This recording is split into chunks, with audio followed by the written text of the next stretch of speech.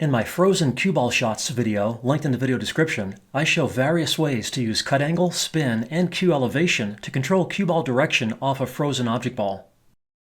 And in my Everything You Need to Know About Throw video, also linked, I show how to control the direction of the second object ball of a frozen pair using cut angle and spin. In this video, I cover how to control object ball kiss shot direction when the object ball is close to or frozen to another. It helps to first understand a basic stop shot. With a square hit, a sliding cue ball delivers all of its speed to the object ball and stops in place. If there is another object ball a small gap away from the first, both the cue ball and first object ball nearly stop in place as the cue ball speed is delivered to the second object ball. If the two object balls are frozen instead, with no gap, a sliding cue ball drifts back slightly, and the first object ball moves forward slightly. These motions are more pronounced with faster shot speed. And with even more speed, the 8 can be pocketed for the win here. This shot was hit with pure stun, with no top or backspin. Backspin on the cue ball can help send the object ball forward even more, allowing for less shot speed. But in this situation, this can result in a scratch in the opposite side pocket. If you want to know why the cue ball moves back and the first object ball moves forward with a stun shot like this, see the analysis linked in the video description. You might find the concluding results at the bottom interesting. Here's a super slow motion clip showing the action of the shot, using the 10 as the cue ball. Notice the stun on the 10 ball coming in, and notice how the balls separate.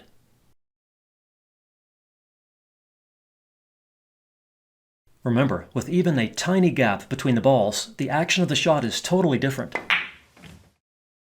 With more speed, the object ball goes forward a little, but not like with the frozen ball shot.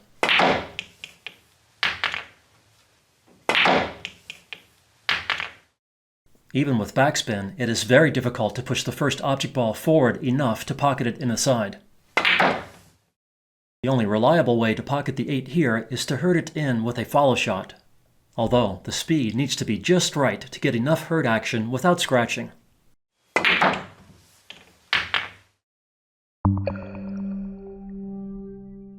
Now let's look at angled shots. With a small gap between the object balls, the angle of the first object ball does not vary much with the angle of the shot.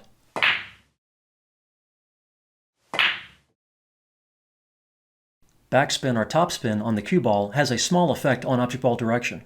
Here's a stun shot for comparison. Backspin transfers a small amount of topspin to the 8, sending it slightly forward of the stun line. And topspin transfers a small amount of backspin to the 8, pulling it back from the stun line. Here's a game situation example where this effect can be useful. The tangent line of the 8 off the 13 heads short of the pocket, but backspin can be used to send the 8 forward.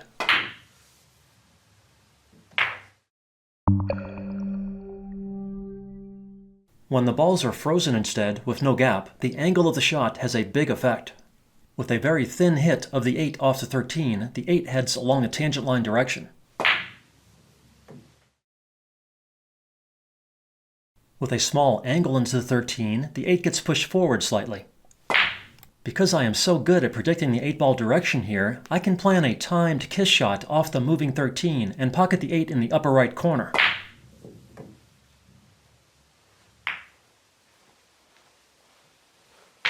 I'm just kidding.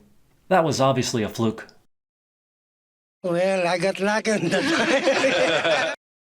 With a more direct hit, the 8 is driven more forward of the tangent line. And with an even fuller hit, the 8 is driven well forward. Backspin and topspin also affect this type of shot. Here's a stun shot for comparison. With backspin at the same angle, the slight topspin transferred to the 8 sends it forward. And with topspin instead, the slight backspin transferred to the 8 pulls it back. With a thinner hit, backspin and topspin have lesser effect, but the effect is still there. Again, here's a stun shot for comparison. Backspin sends the 8 only slightly forward of the line. and topspin generally pulls the 8 only slightly back from the line. There wasn't much apparent effect with the topspin here, but the slight backspin effect was clear. Now let's look at an aiming system that helps you predict direction of the first object ball when hitting into a frozen pair at different angles. The system is called the 10 times fuller system. It was developed by Bob Jewett. You start by visualizing where you want the 8 to head, in this case to the corner pocket. Then you visualize a line through the balls. To get the 8 to head to the pocket, you need to hit the 8 into the 13 10 times fuller than the desired direction implies. To put it more simply, you need to aim at a point 1/10 the distance from the ball line to the target line. Here, the line through the balls points 6 diamonds up from the pocket. 1/10 of that is 6/10, so you need to aim slightly more than a half diamond from 6 to get the 10 times fuller aim. To be honest, I did not pocket this ball on the first attempt. Over such a long distance like this, your measurements, aim, and stroke need to be near perfect. Any error basically gets multiplied by a factor of 10, and even a tiny angle error can cause a miss over such a large distance. But if you are extremely careful with everything, the 10 times fuller system can be very effective.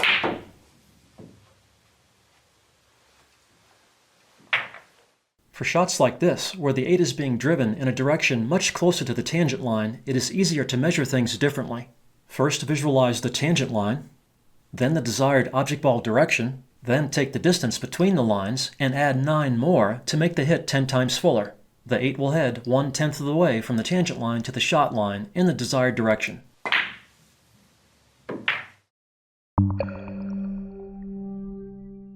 Now let's look at the effect of shot speed.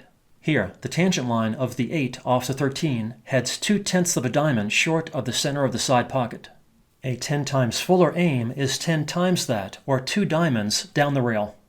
With ball in hand, I am placing the cue ball for a square hit in the required direction. At fast speed, the 8 heads close to the target line.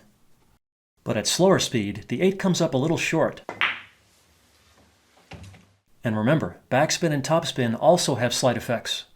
Backspin transfers a little topspin to the 8, helping it go slightly more forward.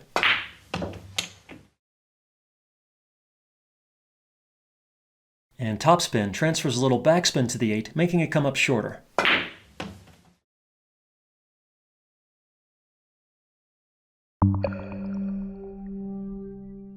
So far, I've placed the cue ball along the required aiming line for a square hit on the first object ball, as you would do with ball in hand, but the system also works with angled hits. To demonstrate this, I will target the same ghost ball position from different cue ball angles. I'll start with a square hit. Here's an angled hit. The line is similar, but slightly forward. Here's a cut from the other direction instead. Again, the line is similar, but slightly forward. Here's a game situation example where an angled hit is required.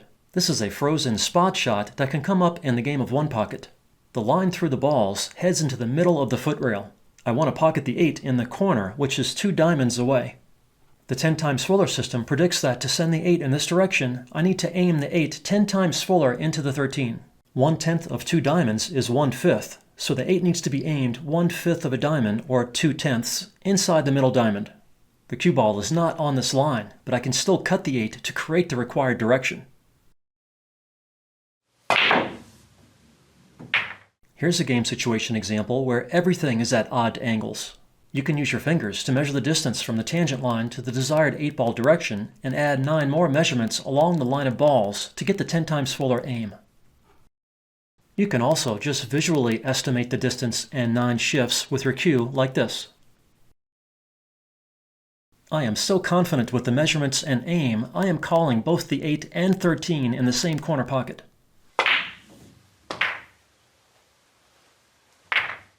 Honestly, the combo bank on the 13 wasn't expected, but it was obviously wired to go. Well, I got lucky. Here's a final off-angle example where the line through the balls isn't perpendicular to a rail. In these cases, you need to measure along a line perpendicular to the line through the balls.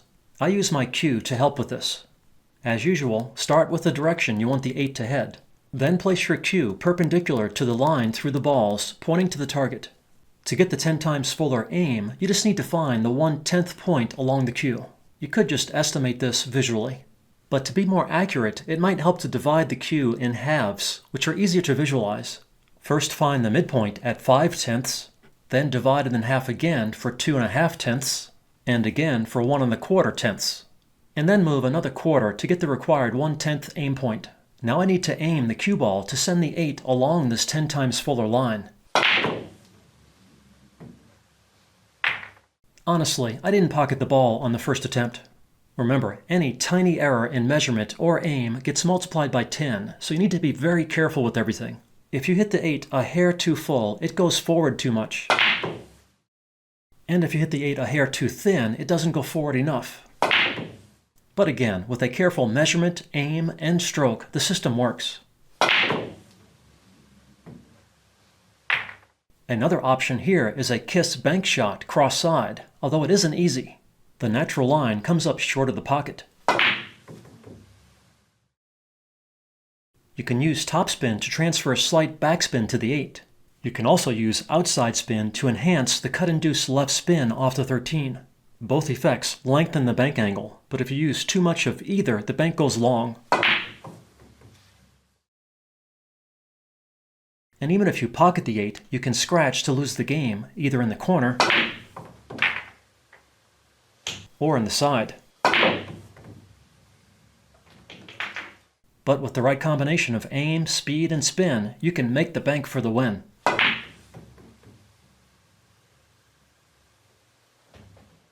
Again, neither option is ideal here, but sometimes you are forced to attempt shots like these, so it is good to practice them. We're talking about practice. I hope you now better understand how to control object ball direction when it is close to or frozen to another object ball. I also hope you think the 10 times fuller system is worth learning and practicing. Good luck with your game from Dr. Dave.